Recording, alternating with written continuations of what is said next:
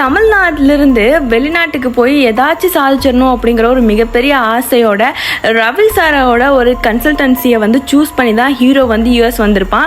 ரவி சாரோட ரொம்ப க்ளோஸான பொண்ணு தான் ரம்யா. இப்போ இவங்க 2 பேரும் தான் அவனை பிக்கப் பண்ண போயிருப்பாங்க. ஹீரோ யூஎஸ் வந்ததுலேருந்து அவனோட ஆப்பை டெவலப் பண்ணுறதுக்கான வேலைகளை மட்டுமே பார்த்துட்டு இருந்திருப்பான். இப்போ அதை போய் ரவி சார்கிட்ட சொல்கிறப்ப அவனோட நல்லதுக்காக தான் அதெல்லாம் வேணான்னு சொல்லியிருப்பாரு.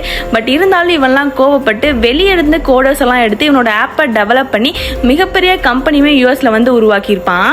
அதுக்கப்புறம் ரவி சார் சைடே வந்து போறதில்லை. இப்போ ரவி சாரோட கன்சல்டன்சியில் வந்து பாதி பேர்த்துக்கு ஒர்க்கு கொடுக்க முடியாம நிறைய பேர் வந்து ரொம்ப அசிங்கமாக பேசிட்டு போயிடுறாங்க.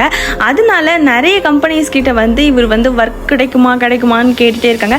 பாதி பேர்த்துக்கு கிடைச்சிருது. இப்போதான் அவர் வந்து ஹீரோவோட ஃபோட்டோவை பார்த்துட்டு அவங்கிட்ட போய் ஹெல்ப் கேட்கலான்னு போறப்ப முன்னாடி நடந்ததெல்லாம் நினச்சிட்டு ஹீரோ வந்து ரொம்ப அவரை வந்து திட்டிடுறான். அதனால ஹீரோயின் வந்து எனக்காக இதை பண்ணு அப்படி சொல்லி சொன்னாலும் யாருக்காகவும் நான் இதை பண்ண மாட்டேன் அப்படி சொல்லி ரொம்ப அடமெண்ட்டாக பேசிடுறான். இதெல்லாம் கேட்டுட்டு ரவி சார் வந்து போயிடுறாரு. அன்னைக்கு நைட்டே இவங்க 2 பேர்த்துக்கும் பயங்கரமான ஆர்கியூமெண்ட் நடக்குது.